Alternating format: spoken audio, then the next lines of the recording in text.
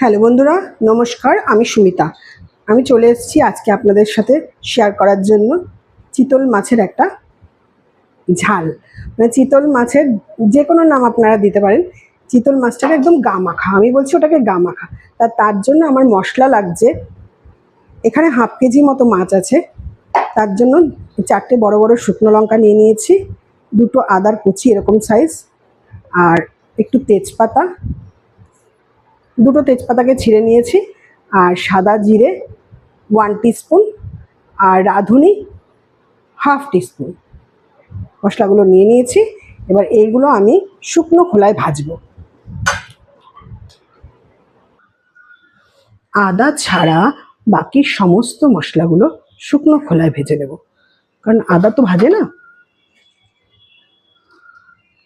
শুকনো খোলায় ভাজার সময় শুকনো লঙ্কার এইগুলোকে খুলেও দিতে পারেন, ডান্ডিগুলোকে হাফ হাফ করে দিলে তাড়াতাড়ি হয়। হাফ করে দিচ্ছি। তাওয়াটা গরম হয়ে গেছে।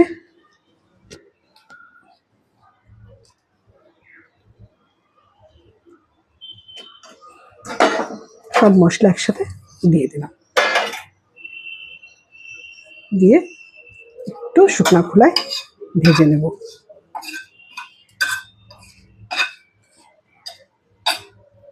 পরে আসছি।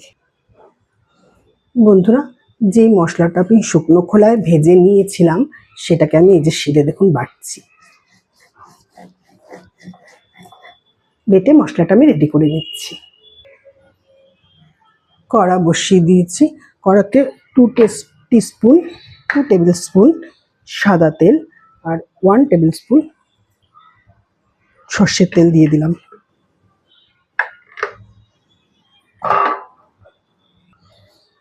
শিলে যে মশলাটা বেটে নিয়েছি, আপনাদের প্রথমেই যে মশলাটা দেখেছি সেই মশলাটা বেটে নিয়েছি। আদা, আর এদিকে হচ্ছে শুকনো খোলায় শুকনো লঙ্কা, জিরে, সাদা জিরে, তেজপাতা আর রাঁধুনি সজ, তার ধোয়া জলটা হচ্ছে এটা।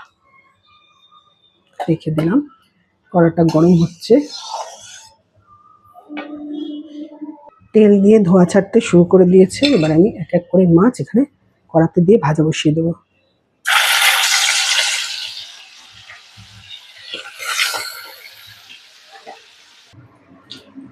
মাছগুলো এপিট ওপিট ভালো করে ভেজে নেওয়ার পরে যে তুলে নিয়েছি, এবার এই তেলে যেহেতু তেল একটু বেশি আছে এই জন্য আমি কয়েকটা বড়ি ভেজে নিচ্ছি, মাছেই দেবো। আপনাদের একটা টিপস দিই, যখন মাছের তেল অন্য কাজে লাগাবেন না, ফেলে দিতে হবে, অনেক বেশি তেল হয়ে গেছে, তখন আপনারা এরকমভাবে সেই মাছের বড়ি ভেজে দিতে পারেন। বড়ি ভেজে তুলে নিয়েছি। এবার ওই তেলেই সম্বার দেব। আমরা সম্বার বলি, আপনারা ফোড়ন বলেন, একই জিনিস। সাদা জিরে গোটা, যেহেতু আমি তেজপাতা বেটে দিয়েছি তাই কাঁচা এই তেজপাতা একটু ছিঁড়ে দিলাম, অল্প একটা তেজপাতাকে ছিঁড়ে টুকরো করে দিয়েছি। আর সেই মশলাটা যেটা প্রথমেই বলেছি, আবারও বলেছি, আদা আর শুকনো খোলায় ভাজা যে মশলাগুলো সব একসাথে দিয়ে দিই।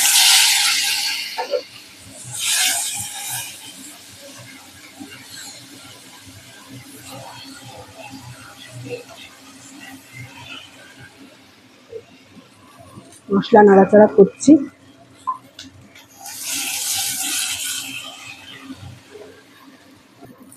কড়াতে আমি নুন দিয়েছিলাম, তেল যখন গরম হচ্ছে তাও অল্প করে তেল দিয়ে দিলাম মশলার মধ্যে, আবার নাড়ছি।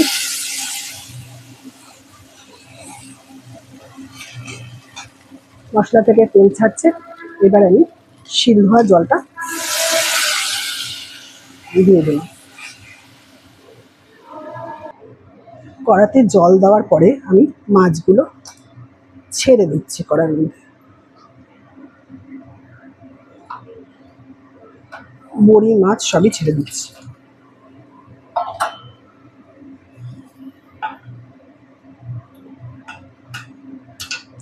কড়াটা এবার ঢেকে দেব। প্রায় 3 মিনিট পর ঢাকনা খুলে আমি বড়িগুলোকে তুলে নিচ্ছি, নালে বড়িগুলো গলে পাক হয়ে যাবে। আবার কিছুক্ষণের জন্য ঢাকনা দিয়ে দিচ্ছি, ঢেকে দিচ্ছি। আর বড়িগুলো এই যে তুলে নিয়েছি। 2 মিনিট পর ঢাকনাটা খুলছি, দেখছি কতটা হয়েছে। আর এখান থেকে একটু ঝোল নিয়ে এই বড়ির মধ্যে দিয়ে দিচ্ছি, যাতে বড়িটা শক্ত না থাকে। দিয়ে দিলাম, আবার ঢেকে দিচ্ছি। প্রায় 5 মিনিট থাকার পরে আমি ঢাকনা খুলেছি, খুলে এই পজিশন দেখতে পাচ্ছি, ঝোলটা অনেকটাই টেনে গেছে। এবার আমি ঢেলে নেব। তো বন্ধুরা, রেডি হয়ে গেল আমার চিতল মাছের গা মাখা ঝাল। প্রচণ্ড গরম। চিতল মাছের ঝাল রেডি, বেড়ে নিয়ে চলে আসছি। এর মধ্যে কিন্তু আমি বড়ি দিয়েছি, রান্নাটা সম্পূর্ণ দেখবেন, তাহলেই দেখতে পাবেন যে এর মধ্যে বড়ি দেওয়া আছে। তা এটা বানালাম কিভাবে, পদ্ধতি সবই দেওয়া আছে। আর যদি ভালো লাগে তাহলে একটা লাইক করে দেবেন, আরও যদি ভালো লাগে তাহলে চ্যানেলটা সাবস্ক্রাইব করে নেবেন। এভাবে আমার পাশে থাকবেন। আমি তো ভালো আছি, ভালো থাকো, আপনারা সকলে ভালো থাকুন আর সকলকে ভালো রাখুন। তাহলে হয়ে গেল আমার চিতল মাছের বড়ি দিয়ে